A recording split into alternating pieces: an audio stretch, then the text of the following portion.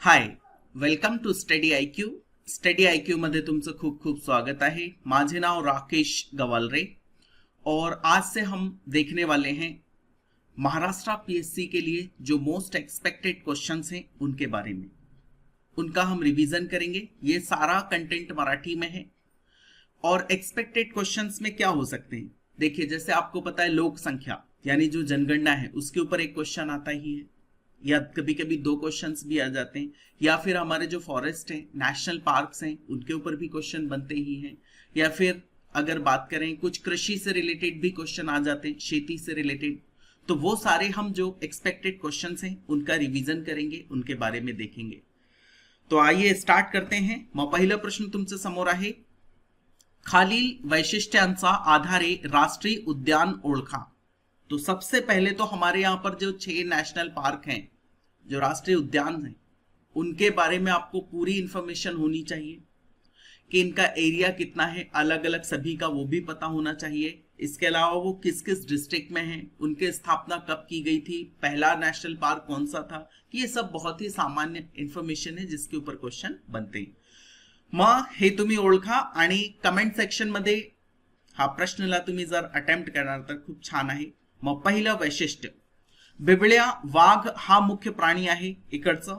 हे बघा, म्हणजे जो बिबळ्या वाघ है, आपने देखा होगा उसके ऊपर ऐसी पट्टियां रहती है, पट्टी नहीं ऐसे डॉट्स होते हैं, उसे कहा जाता है बिबळ्या वाघ. बिबट्या भी कहते हैं कहीं कहीं पर. ये थे लायन सफारी पार्क आहे. अब ये लायन सफारी पार्क मीन्स क्या, अगर आपको लायन देखना है तो डेफिनेटली आपको एक गाड़ी दी जाती है और उसमें लोग घूमते हैं, जो टूरिस्ट वहां पर जाते हैं. तो ये भी यहाँ पर आपको देखने को मिलता है. तुळशी व पोवई तालाब बांधलेले आहेत. 2 तालाब यहां पर आपको देखने को मिलेंगे, तुलसी और पोवई. और ये दोनों ही, इनसे अगर आपने देखा हो तो इसमें एक आर्टिफिशियल है और एक क्या है, नेचुरल है, यानी जो पहले से प्रकृति ने बनाया हुआ है, और एक आर्टिफिशियल है. और मैं आपको बता दूं, इन दोनों से जो हमारा मुंबई है वहां पर पानी सप्लाई की जाती है, तो ये भी आपको ध्यान रखना है. तो ये तीनों वैशिष्ट्य हैं. अब जब इतना मैं बता ही चुका हूं तो आप फिर समझ चुके होंगे कि ये मैं किस राष्ट्रीय उद्यान के बारे में बात कर रहा हूं. ऑब्वियसली मैं बोरीवली राष्ट्रीय उद्यान, यानी इसका एक और नाम है संजय गांधी नेशनल पार्क, इसी के बारे में बात कर रहा हूं. चंदोली, नवेगांव और ताड़ोबा, इनके बारे में भी आपको इंफॉर्मेशन होनी चाहिए, इंपॉर्टेंट है. ये सभी 6 के 6 नेशनल पार्क इंपॉर्टेंट है. तो यहां पर आपको बिबळ्या वाघ यहाँ का मुख्य प्राणी है एक, दूसरा लायन सफारी है, तीसरा तुळशी व पोवई तालाब भी यहां पर हैं. और ये दोनों तालाब इसलिए इंपॉर्टेंट हैं क्योंकि यहां से मुंबई में पानी सप्लाई की जाती है. पुढचा प्रश्न बघा, खालील वैशिष्ट्यांचा आधारे अभयारण्य ओळखा. अभी देखिए यहां पर हमारे यहाँ जो जितने अभयारण्य हैं, लगभग 39 के अराउंड अभयारण्य आपको देखने को मिलते हैं. इनमें भी आपको जो इंपॉर्टेंट अभयारण्य हैं वो पता होना चाहिए. पहली बात तो सारे अभयारण्य, कौन सा अभयारण्य कहां पर है, किस डिस्ट्रिक्ट में है, कौन कौन से डिस्ट्रिक्ट में है, एक से ज्यादा में है, तो ये आपको पता होना ही चाहिए. ये बहुत ही सामान्य इंफॉर्मेशन है जो आपसे एक्सपेक्ट की जाती है कि आपको पता होंगी. इसमें से आपको ओळखना है कि कौन सा अभयारण्य के बारे में हम बात कर रहे हैं. राज्यातील हे पहिले अभयारण्य आहे, यानी ये हमारे स्टेट का पहला अभयारण्य है. तो आपको क्लियर हो ही जाना चाहिए, इंपॉर्टेंट है. राजर्षी शाहू महाराज यांनी या अभयारण्याची स्थापना केली होती. राजर्षी जो शाहू महाराज जी थे, जिन्होंने दलितों के लिए काफी काम किया, शिक्षा के लिए भी काम किया, जगह जगह उन्होंने हॉस्टल खुलवाए थे बच्चों के लिए पढ़ने के लिए, और काफी फेमस व्यक्ति हैं वो. दलितों के लिए खासकर ऐसा कहा जाता है कि भारत में जो आरक्षण है, रिजर्वेशन, उसका क्रेडिट अगर किसी को जाता है, उसके जो जनक किसी को कहा जाए तो वो राजर्षि शाहू महाराज ही हैं, क्योंकि उन्होंने ही कोल्हापुर में सबसे पहले क्या दिया था, आरक्षण दिया था. ये थे लक्ष्मी तालाब स्थित है. अब ये लक्ष्मी तालाब का नाम अगर मैंने ले दिया तो आपको क्लियर हो जाना चाहिए. देखिए एग्जाम में भी जब क्वेश्चन आता है तो उसमें छोटी छोटी सी हिंट रहती है. अगर आप ध्यान देंगे तो लक्ष्मी जी का, महालक्ष्मी जी का मंदिर कहां पर है, डेफिनेटली आपको देखने को मिलता है कोल्हापुर, कोल्हापुर से महालक्ष्मी. तो हम इसमें किसके बारे में बात कर रहे हैं? राधा नगरी अभ्यारण्य कोल्हापुर के बारे में बात कर रहे हैं। तो ये पहला अभ्यारण्य है, बहुत इंपॉर्टेंट पॉइंट है, ये आपको ध्यान रखना है। दूसरा, इसकी स्थापना किसने की थी? तो राजऋषि शाहू महाराज जी ने इसकी स्थापना की थी। और तीसरा, यहां पर इसी अभ्यारण्य में आपको लक्ष्मी तालाब भी देखने को मिलता है। पुढचा प्रश्न बघा, महाराष्ट्रात वन विभागात एकूण किती प्रादेशिक वन व्रते आहे? वन व्रत मीन्स आप जानते होंगे, जो हमारे यहाँ पर टोटल फॉरेस्ट एरिया है उसको हमने वन व्रत में डिवाइड करके रखा है।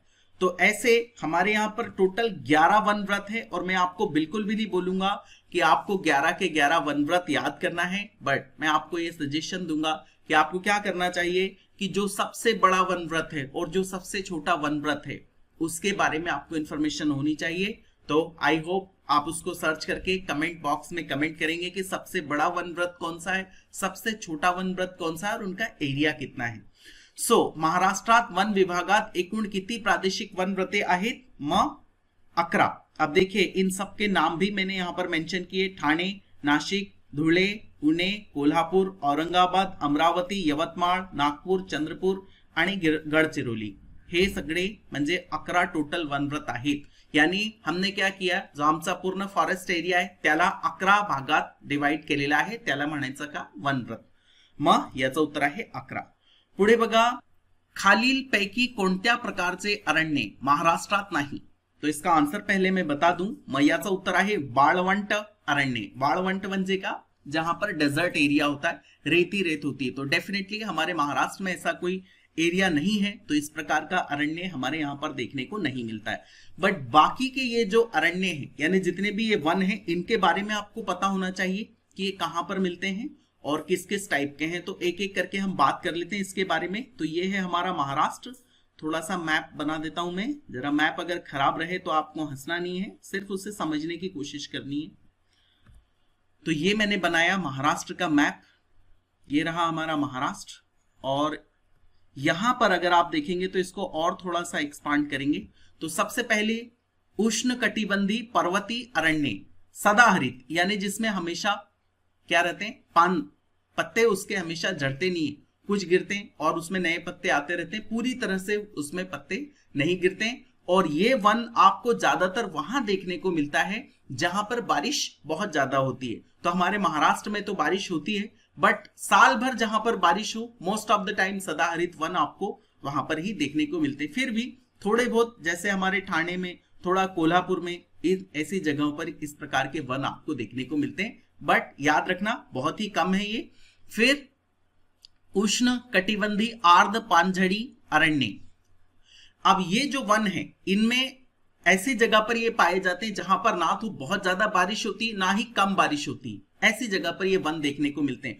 तो इसमें खासकर आपको ये जो गढ़चिरौली वाला एरिया है, यानी यहाँ पर थोड़ा सा ये नक्सल प्रभावित एरिया भी है, यहाँ पर ये देखने को मिलते हैं। और अगर आप देखेंगे तो हमारे ठाणे में भी, और थोड़ा बहुत सातारा, कोल्हापुर, इन सारी जगह पर भी आपको इस प्रकार के वन देखने को मिलते हैं।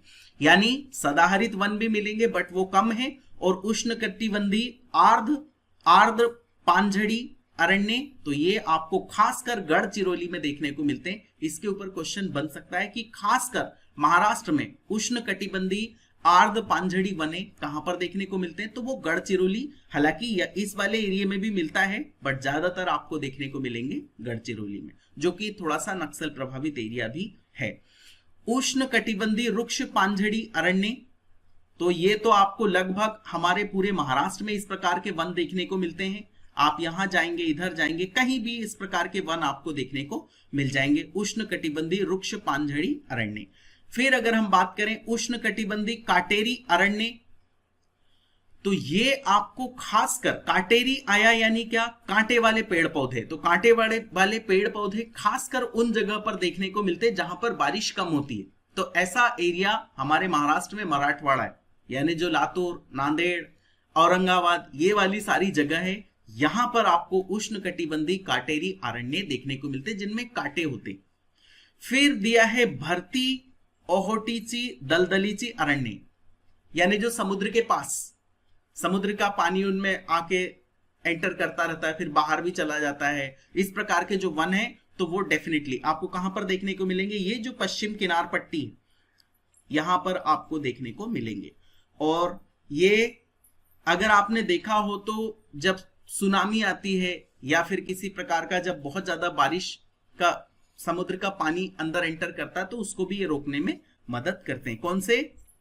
भरती ओहोटीची दलदलीची अरण्य। दलदल होता है वहां पर क्योंकि कभी वहां पानी भर जाता है, कभी पानी बाहर चला जाता है। तो आपने सुंदरवन का डेल्टा देखा होगा, कभी यूट्यूब पे देखा होगा या कहीं और देखा होगा, वहां पर लगभग इसी प्रकार से होता है कि कभी वहां पर पानी भर जाता है, कभी पानी बाहर चला जाता है। तो जो साधारण पेड़ पौधे वहां पर सरवाइव नहीं कर पाते, उसके लिए ये जो भरती वाले वन होते हैं, उसी प्रकार के एक स्पेसिफिक टाइप के वन होते, वही वहां पर सरवाइव कर पाते हैं। तो हमने ये सारे प्रकार के वन के बारे में बात कर ली।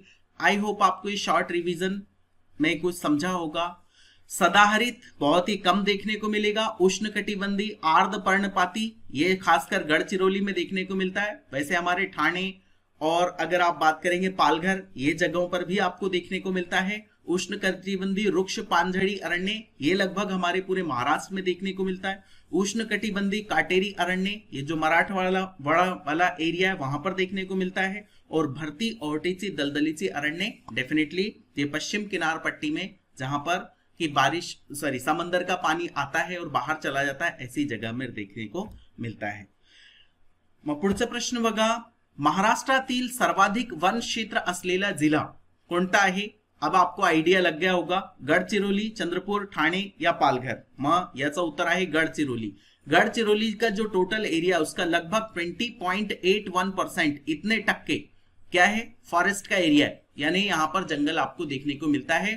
और इन्हीं घने जंगलों का जो फायदा है वो उठाते हैं नक्सली, और वहां पर वो छुपे हुए रहते हैं कई बार, और कई प्रकार की चीजें वहां पर होती हैं। हालांकि अब गढ़चिरौली में भी नक्सल जो गतिविधियां हैं वो काफी कम हो गई। सेकंड नंबर पर आपको वन कौन सा मिलेगा? चंद्रपुर। यहां पर भी काफी वन आपको देखने को मिलते हैं। फर्स्ट नंबर पे है गढ़चिरौली, सेकंड नंबर पे चंद्रपुर, फिर आप ठाणे पालघर को इसके नेक्स्ट नंबर पर रख सकते हो। मग याचा उत्तर आहे गढ़चिरौली। पुढचा प्रश्न बघा, सांबर लोटण कोणत्या राष्ट्रीय उद्यानात आहे? ताडोबा, नवेगाव, पेंच का चंदोली? मग सांबर लोटण हा कुठे तुम्हाला भेटतील? हा भेटतील ताडोबा नॅशनल पार्क मध्ये। आता बघा, हे सांबर लोटण म्हणजे का? वहां पर ना बहुत ज्यादा ऐसा कुछ कीचड़ आपको देखने को मिलता है, और इस कीचड़ में ये जो सांबर नाम का जानवर होता है वो क्या करता है? ऐसा उसमें लोट मारते रहते हैं, यानी घूमते रहते हैं या एंजॉय करते रहते हैं। जैसे आपने भैंस को पानी में ऐसा लोट मारते हुए देखा होगा, इसी वजह से इसका नाम रख दिया गया सांबर लोटन। और ये सांबर लोटन आपको देखने को मिलता है ताडोबा नेशनल पार्क में। और ताडोबा नेशनल पार्क काफी इंपॉर्टेंट है। बहुत सारी पीएससी जो हमारे महाराष्ट्र के अलावा भी दूसरी पीएससी है, उनमें भी ताडोबा नेशनल पार्क के ऊपर क्वेश्चन आता है। तो हमारे महाराष्ट्र में तो डेफिनेटली कई बार आ भी चुका है, और आगे भी इसके ऊपर क्वेश्चन आने की पूरी प्रोबेबिलिटी बनती है। सो सांबर लोटन, ताडोबा नॅशनल पार्क। पुढचा प्रश्न बघा, कोणत्या राष्ट्रीय उद्यानात पर्यटकांसाठी निवासस्थाने बनवली आहेत? यानी किस नेशनल पार्क में जो पर्यटक जाते हैं वो वहां पर स्टे भी कर सकते हैं। एक्चुअली पर्यटकों को अट्रैक्ट करने के लिए ही वहां पर निवास स्थल बनाए हुए, बहुत सुंदर सुंदर निवास स्थल है। आपको भी कभी वहां पर जाने का मौका मिले, रुकने का मौका मिले, तो आपको भी रुकना चाहिए और देखना चाहिए। देखिए, जो नेशनल पार्क है डेफिनेटली उसमें बहुत प्रकार के जानवर रहते हैं जो आदमी को हार्म भी कर सकते हैं। तो ऐसा उसके लिए खास क्या कर दी गई, बाउंड्री सी बना दी गई ताकि वो इसमें एंटर ना कर पाए और पर्यटक भी यहाँ पर रुकने का, शांति का अनुभव कर पाए। तो ऐसा आपको पर्यटकों के लिए जो निवास स्थल है वो देखने को मिलेगा पेंच नेशनल पार्क में। और ये इसका एक और नाम भी है पंडित जवाहरलाल नेहरू नेशनल पार्क, जो नागपुर में देखने को मिलता है। पंडित जवाहरलाल नेहरू जी के नाम पर जो नेशनल पार्क है वो कहां पर है? पेंच नेशनल पार्क या नागपुर में आपको देखने को मिलता है। और संजय गांधी के नाम पर नेशनल पार्क कहां पर है? तो वो बोरीवली में है, यानी हमारे मुंबई और ठाणे के आसपास आपको देखने को मिलेगा। मग पुढचा प्रश्न बघा, स्थलांतरित पाण पक्षी कोठे पाहतात? अब ये स्थानांतरित पाण पक्षी का मतलब क्या? ये ऐसे पाण पक्षी हैं जो दूसरी जगह से यहां पर आते हैं, खासकर उसमें भी साइबेरिया से आते हैं, यूरोप से आते हैं, कभी कभी मलेशिया से भी आते हैं। पाण पक्षी यानी पानी के आसपास वो रहना पसंद करते हैं। जब वहां पर टेम्परेचर बहुत ज्यादा कम हो जाता है यानी फ्रीज हो जाता है, माइनस में चला जाता है, साइबेरिया में ऐसा खासकर होता है, तो वो स्थलांतरित होकर हमारे यहाँ पर आ जाते हैं, कई जगह पर आते हैं। तो उसमें वो कौन सा नेशनल पार्क है जहां पर आपको स्थलांतरित पांड पक्षी यानी बाहर से आए हुए जो पांड पक्षी है वो देखने को मिलते हैं? तो इसका सही आंसर है बोरीवली, यानी जो संजय गांधी नेशनल पार्क है वहां पर आपको देखने को मिलेगा स्थलांतरित पांड पक्षी। पुढचा प्रश्न बघा, गोंड आदिवासींचा नागदेव डैश या उद्यानात आहे। अब देखिए ये सारे क्वेश्चंस मैंने स्टैंडर्ड बुक से निकाले हैं, मैंने खुद बनाए, किसी प्रकार से कहीं का भी किसी का भी कॉपी पेस्ट लेकर आपको मूर्ख बनाने की कोशिश नहीं की। ये सब अच्छी क्वालिटी के क्वेश्चंस हैं। और देखिए आप अगर स्टडी करते तो आपको स्टैंडर्ड बुक से ही पढ़ना होगा। ध्यान रखना, यूट्यूब से 4-6 क्वेश्चन पढ़ के कभी पीएससी क्वालिफाई नहीं होती है। सिर्फ आपका थोड़ा बहुत एंटरटेनमेंट हो जाता है, आपको लगता है कि मैं भी फिल्म में हूं, ऐसा कुछ नहीं होता। आप फिल्म में कहीं होते नहीं। अगर आप स्टैंडर्ड बुक से पढ़ेंगे तो ही पीएससी क्वालिफाई हो सकती है, क्योंकि यूट्यूब तो अभी आया, पहले भी तो पीएससी होती थी, पहले भी तो लोग पढ़ते थे, तो डेफिनेटली वो स्टैंडर्ड बुक से ही पढ़ते थे। तो आपको अभी भी, ठीक है टेक्नोलॉजी अच्छी बात है, आपको कोई चीज समझ नहीं आई आप सर्च कर सकते हैं, बट अगर आपको स्टडी करनी है, प्रॉपर पूरा सिलेबस कंप्लीट करना है, सिलेबस के अकॉर्डिंग पढ़ना है, तो आपको स्टैंडर्ड बुक से ही पढ़ना होगा। सो गोंड आदिवासींचा नागदेव डैश या उद्यानात आहे, तो इसका सही आंसर है पेंच नेशनल पार्क। यानी पेंच वाला कौन सा, जो नागपुर वाला है, वहां पर आपको गोंड आदिवासींचा नागदेव देखने को मिलता है। वहां पर एक बहुत बड़ा पत्थर है, बहुत बड़ी शिला है, और इसको जो आदिवासी आसपास के, वो मध्य प्रदेश के आदिवासी भी हैं और महाराष्ट्र के आदिवासी समुदाय के लोग भी हैं, वो ये मानते हैं कि ये उनका नाग देवता है। इस वजह से वो यहाँ पर पूजा करने के लिए आते हैं। उनका एक स्पेसिफिक दिन होता है, उस दिन वो पूजा करने के लिए आते हैं, और सरकार भी उनके साथ रोक टोक नहीं करती, क्योंकि अल्टीमेटली आदिवासियों के लिए ही जंगल है, सभी के लिए वैसे तो, बट आदिवासियों का उस पर खास राइट है। तो ऐसा आपको गोंड आदिवासींचा नागदेव कहां पर देखने को मिलेगा, तो वो पेंच नेशनल पार्क में देखने को मिलेगा, जो कि नागपुर में। मग पुढचा प्रश्न बघा, तानसा अभयारण्य कोणत्या जिल्ह्यात आहे? तो ये जो तानसा अभयारण्य है, डेफिनेटली ये आपको पालघर और ठाणे में देखने को मिलेगा। और ये किस वजह से प्रसिद्ध है, क्योंकि यहां पर कुछ आदिवासियों की विशेष जातियां रहती हैं। उसमें से कुछ नाम आपने सुने होंगे, जैसे कोळी लोक तुम्हाला इकडे भेटतील, आणि दुसरे वारली लोक पण भेटतील, मग हे पण तुम्ही बघू शकता। अजून महादेव कम्युनिटीचे आदिवासी लोक इकडे भेटतील, मग हे 3 अजून आहे, 2-4 अजून आहे, पण हे इम्पॉर्टंट आहे, हे लक्षात ठेवा। मग तानसे अभयारण्य कशासाठी प्रसिद्ध आहे? हा प्रसिद्ध आहे वारली आदिवासी जमातींसाठी हा तानसा अभयारण्य प्रसिद्ध आहे। मग हे पण तुम्ही लक्षात ठेवू शकता। पालघर व ठाणे इकडे म्हणजे 2 हे डिस्ट्रिक्ट मध्ये पसरलेला हा पूर्ण तानसा अभयारण्य आहे। पुढचा प्रश्न बघा, आता आपण येणार जनगणना म्हणजे लोकसंख्यावर। महाराष्ट्रात सर्वात कमी लोकसंख्या डैश जिल्ह्यात आहे, तो सबसे कम जो लोकसंख्या है वो कौन से डिस्ट्रिक्ट में है? तो डेफिनेटली ये एक आदिवासी डिस्ट्रिक्ट है, जहां पर जंगल का एरिया ज्यादा है और यहां पर नक्सली गतिविधियां भी ज्यादा हैं, इस वजह से आपको देखने को मिलेगा। पुढचा प्रश्न बघा, महाराष्ट्रात सर्वात कमी लोकसंख्या डैश या जिल्ह्यात आहे, सबसे कम लोकसंख्या कौन से डिस्ट्रिक्ट में है? गढ़चिरौली, पालघर, वर्धा या सिंधुदुर्ग? मग याचं उत्तर आहे सिंधुदुर्ग। सिंधुदुर्ग ये डिस्ट्रिक्ट है, आपको पता होगा ये हमारे महाराष्ट्र का निचला वाला एरिया है, तो यहां पर आपको सिंधुदुर्ग देखने को मिलेगा। तो इस सिंधुदुर्ग में की जो जनसंख्या है वो काफी कम है, लगभग 8.5 लाख इतनी पॉपुलेशन है, और ये हमारे महाराष्ट्र का सबसे कम लोक संख्या का डिस्ट्रिक्ट है। और मैं आपको एक और सजेशन दूंगा, आपको क्या करना है, जो 5 डिस्ट्रिक्ट हैं जहां पर की सबसे कम लोक संख्या है, वो 5 डिस्ट्रिक्ट आपको याद करने, क्योंकि लास्ट ईयर ही इसके ऊपर क्वेश्चन आया कि लोक संख्या के आधार पर इनको क्या करिए, अरेंज करिए, सबसे ज्यादा फिर कम या कम से ज्यादा भी हो सकता है, तो ये भी आपको पता होना चाहिए।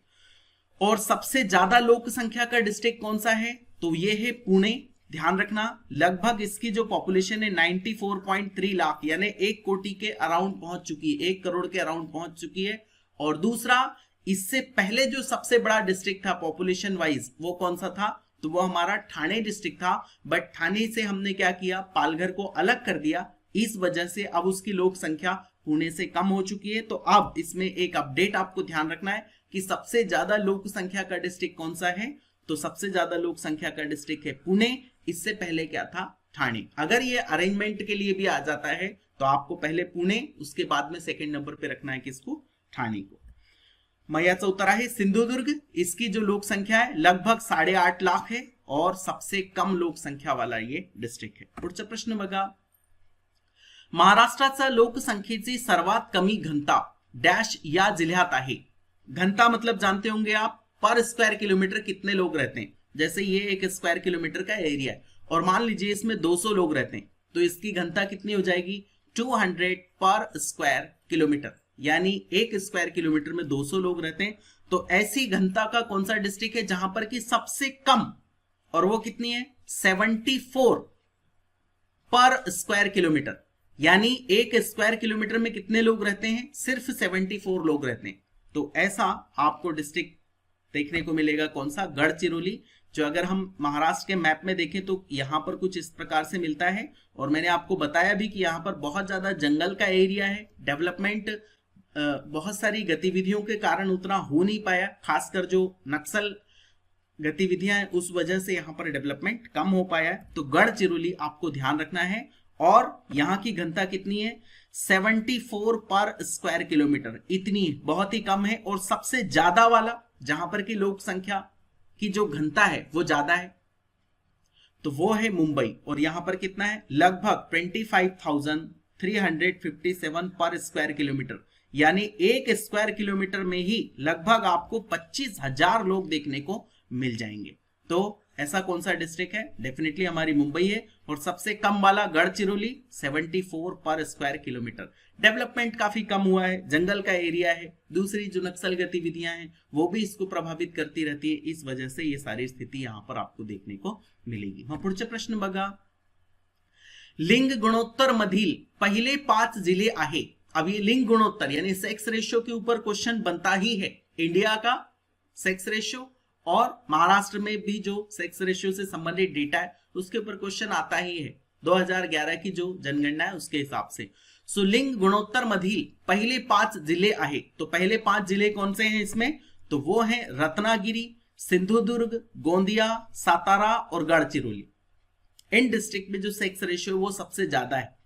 तो देखिए इनका जो सेक्स रेशियो वो मैंने यहां पर आपके सामने रखा भी। रत्नागिरी का सेक्स रेशियो कितना, ये एग्जैक्टली आपको याद भी होना चाहिए, 11, 20, 20, 22, यानी इसको आप याद रखना चाहें तो ये 11 है और ये इसका डबल है, 22 है, 22 है, ऐसे भी याद रख सकते हैं रत्नागिरी का। यानी 1000 पुरुषों पर यहां पर कितनी महिलाएं हैं, लगभग 1122 महिलाएं आपको देखने को मिलती हैं। और अगर सिंधुदुर्ग की बात करें तो 1000 पर सेक्स रेशियो हमेशा 1000 पुरुषों पर काउंट किया जाता है, तो 1000 पुरुषों पर महिलाएं कितनी, 1036, इतनी महिलाएं आपको देखने को मिलेंगी। फिर गोंदिया है, फिर सातारा और गढ़चिरौली। अब ये गढ़चिरौली को तो आप देखिए कितना आउटर एरिया है, और इस प्रकार से जो लोग हैं वो भी डेवलपमेंट नहीं हुआ, इस वजह से यहां पर आपको ज्यादा एजुकेटेड लोग भी देखने को नहीं मिलते। फिर भी इसका सेक्स रेशियो काफी अच्छा है। इसका मतलब कि जो सो कॉल्ड पढ़े लिखे इस कम्युनिटी के लोग हैं वो जो बच्चियों की हत्या करने में ज्यादा शामिल है। सभी ऐसे नहीं होते, बट ऐसा मेरा मानना है। और मैंने जितना भी एनालिसिस किया है, खासकर जहां पर कम पढ़े लिखे लोग या आदिवासी एरिया जो होता है वहां पर सेक्स रेशियो अच्छा होता है।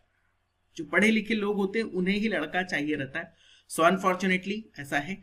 रत्नागिरी, सिंधुदुर्ग, गोंदिया, सातारा और गढ़चिरौली, ये आपको याद करना है, इसका क्रम आपको याद होना चाहिए, क्योंकि इनका क्रम पूछा जाता है कि क्रम के अनुसार इन्हें अरेंज कीजिए, कहां पर सेक्स रेशियो ज्यादा है, कहां पर कम है। मग पुढचा प्रश्न बघा, स्त्री साक्षरतेचे संख्येनुसार पहले 5 जिले टक्केवारीनुसार, यानी जहां पर महिलाएं ज्यादा साक्षर हैं तो टक्केवारी के अनुसार आपको बताना है कि किस डिस्ट्रिक्ट में ज्यादा महिलाएं क्या हैं, पढ़ी लिखी हैं। तो इसका सही आंसर है मुंबई शहर, फिर मुंबई उपनगर, नागपुर, अकोला और अमरावती। आश्चर्यजनक रूप से अकोला और अमरावती की जो महिलाएं हैं वो काफी पढ़ी लिखी है। और ये तो खैर होना ही था, मुंबई शहर और मुंबई उपनगर, नागपुर, ये तो शहरी एरिया है, तो यहां पर महिलाएं पढ़ ही लेती हैं। बट ये बड़ा आश्चर्यजनक है कि अकोला और अमरावती का भी इसमें नाम है और काफी अच्छी बात है ये।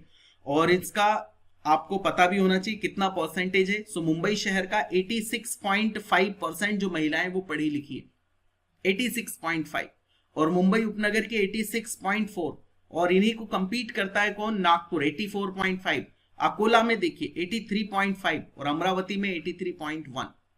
और सबसे कम की बात करें तो नंदुरबार में महिलाएं हैं सबसे कम पढ़ी लिखी, और वो कितनी 56.5% ही सिर्फ पढ़ी लिखी है। फिर जालना आता है, फिर परभणी, धुले, नांदेड़। तो ये भी आपको पता होना चाहिए क्योंकि महिलाओं से स्पेसिफिक क्वेश्चन भी परीक्षा में आता रहता है। ये आपको याद ही करना है, इसका कोई अल्टरनेटिव नहीं है। पुढचा प्रश्न बघा, अनुसूचित जमातींचा लोकसंख्येनुसार पहिले 5 जिले। अब वो डिस्ट्रिक्ट आपको बताने जो अनुसूचित जाति यानी जमाती है उनमें उनका परसेंटेज सबसे ज्यादा है। तो ऐसे जो डिस्ट्रिक्ट हैं वो पहले नंबर पे ही मैंने रखा है नासिक, नंदुरबार, पालघर, धुले और जलगांव। यानी खासकर इसमें भी अगर आप देखेंगे तो जो खानदेश वाला एरिया है वहां पर आपको अनुसूचित जमाती के लोग ज्यादा देखने को मिलते हैं।